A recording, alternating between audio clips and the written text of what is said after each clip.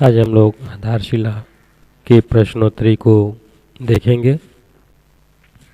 पहला है, मिशन प्रेरणा का निम्न मॉड्यूल अंग नहीं है। आधारशिला है, निष्ठा नहीं है, जो सही है, टिक दिया है। दूसरा है, फाउंडेशन लर्निंग के लिए मॉड्यूल है।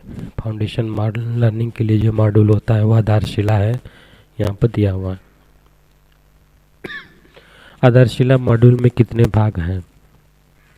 तो आधारशिला मॉड्यूल में 6 भाग होते हैं जो दिया हुआ है। फिर अगला है, आधारशिला शिक्षण मॉड्यूल विशेष रूप से किन 2 कक्षाओं के छात्रों में समझ का विकास करते हुए मजबूत आधारशिला रखने के दृष्टिकोण को ध्यान में रखकर तैयार किया गया है। तो आधारशिला हमेशा कक्षा 1 और 2 के लिए होता है, याद रखें। आधारशिला मॉड्यूल में मुख्यतः किन विषयों, आधारशिला मॉड्यूल में विषय अगर पूछे तो आधारशिला में हमेशा गणित और भाषा हिंदी के लिए दिया है, उसी का ये उत्तर होगा। अगला है, आधारशिला मॉड्यूल में आरंभिक स्तर पर भाषा विकास मॉड्यूल के किस भाग में वर्णित है? तो भाग 2। आधारशिला मॉड्यूल में आरंभिक स्तर पर भाषा विकास, आरंभिक स्तर पर भाषा विकास जो है भाग 2 में वर्णित है। आधारशिला मॉड्यूल के भाग 5 का मुख्य अंश क्या है? आधारशिला मॉड्यूल के भाग 5 का मुख्य अंश होता है आकलन। फाउंडेशन लर्निंग, यदि आप अपने विद्यालय में शैक्षिक सुधार के लिए प्रयासरत हैं तो किसी नवाचार की स्वीकार्यता के लिए आपके मन में क्या प्रश्न होना चाहिए? तो मुझे क्या करना है, यही क्यों करना है, इसमें अपनी परिस्थितियों में कैसे अच्छा तरह करूं, उपयुक्त सभी। तो उपयुक्त सभी उत्तर होगा। लर्निंग आउटकम से संबंधित कौन सा कथन सत्य है? लर्निंग आउटकम से संबंधित कौन सा कथन सत्य है? तो किसी विद्यार्थी के अधिगम परिणाम हैं, किसी विद्यार्थी के सीखने के प्रतिफल हैं, किसी विद्यार्थी की अपेक्षित दक्षताएं हैं, उपयुक्त सभी। उत्तर होगा उपयुक्त सभी। आधारशिला में लर्निंग आउटकम की कितनी श्रेणियां बताई गई हैं? आधारशिला में लर्निंग आउटकम की कितनी श्रेणियां बताई गई हैं? 4, 3, 2, इनमें से कोई नहीं। उत्तर है 3। कक्षा शिक्षण के दौरान कराई जाने वाली गतिविधि के मूल सिद्धांत क्या हैं? कक्षा शिक्षण के दौरान कराई जाने वाली गतिविधि के मूल सिद्धांत क्या हैं? गतिविधि की शुरुआत रोचकता और चुनौतीपूर्ण कार्य से हो, सही है। कोई भी गतिविधि सीखने के 4 चरणों में पूरी की जाए, सही है। गतिविधि सीखने के लिए लक्ष्य एवं लर्निंग आउटकम से जुड़ी हो, उपयुक्त सभी। निम्नलिखित में से गतिविधि का प्रकार नहीं है। पहला है मौखिक, दूसरा लिखित, तीसरा ICT, चौथा व्याख्यान। तो उत्तर होगा व्याख्यान। गतिविधि के प्रमुख चरण कौन से हैं? IEAC, LSRW, ERAC, ELPS। गतिविधि के हमेशा होते हैं ERAC, याद रखें। ERAC का पूर्ण रूप है, ERAC होता है experience, reflection, application, consolidation. ERAC का फुल फॉर्म है एक्सपीरियंस, रिफ्लेक्शन, एप्लीकेशन, कंसोलिडेशन।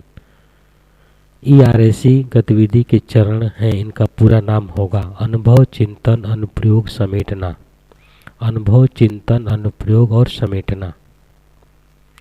आधारशिला में बच्चों के सीखने की प्रक्रिया पर केंद्रित ERAC सिद्धांत में E क्या है? E यहाँ पर एक्सपीरियंस होगा। एक्सपेरिमेंट, इवैल्यूएशन, एक्सपीरियंस और एंथुसियाज्म में एक्सपीरियंस। ERAC में R का अर्थ है प्रतिक्रिया। ERAC में R का क्या अर्थ है? तो प्रतिक्रिया, अनुक्रिया, चिंतन, अनुशीलता। उत्तर होगा प्रतिक्रिया। ERAC में C का क्या अर्थ है? Consolidation, computer conduct. उत्तर होगा कंसोलिडेशन। ERAC। भाषा शिक्षण के लिए मुख्य केंद्रित लर्निंग आउटकम की संख्या है 4। भाषा शिक्षण के प्रमुख केंद्रित लर्निंग आउटकम की संख्या है, वो है दिया यहाँ पर 4। आरंभिक स्तर पर प्रमुख रूप से हिंदी भाषाई कौशल कौन से हैं? LSRW। आरंभिक स्तर पर प्रमुख रूप से हिंदी भाषाई कौशल कौन से हैं? तो LSRW। भाषा विकास का सही अनुक्रम है सुनना, बोलना, पढ़ना, लिखना। सुनना, बोलना, पढ़ना और लिखना। लर्निंग आउटकम भाषा विकास के किन 4 बुनियादी पहलुओं पर आधारित है? लर्निंग आउटकम भाषा विकास के किन 4 बुनियादी पहलुओं पर आधारित है? एक से अधिक विकल्प चुन सकते हैं, तो सुनना और बोलना, पढ़ना और लिखना, भाषा संरचना, व्याकरण, कल्पना और सृजनशीलता, और उपरोक्त सभी। उत्तर होगा उपरोक्त सभी। बच्चे दिए गए 2 चित्रों में अंतर स्पष्ट कर लेते हैं, यह उदाहरण है। Nested learning outcome. बच्चे दिए गए चित्रों में अंतर स्पष्ट कर लेते हैं, तो यह उदाहरण होगा नेस्टेड लर्निंग आउटकम का। भाषा के लिए निम्नलिखित में से कौन सा एक केंद्रिक या फोकल लर्निंग आउटकम है? कल्पना और सृजनशीलता। भाषा के लिए निम्नलिखित में से कौन सा एक केंद्रिक लर्निंग आउटकम है? तो कल्पना और सृजनशीलता। गणित विषय के शिक्षण के लिए प्रमुख केंद्रिक लर्निंग आउटकम की संख्या है 5। गणित विषय के शिक्षण के लिए प्रमुख केंद्रिक लर्निंग आउटकम की संख्या है, उत्तर होगा 5। आरंभिक स्तर पर गणित सीखने का एक निश्चित क्रम कौन सा है?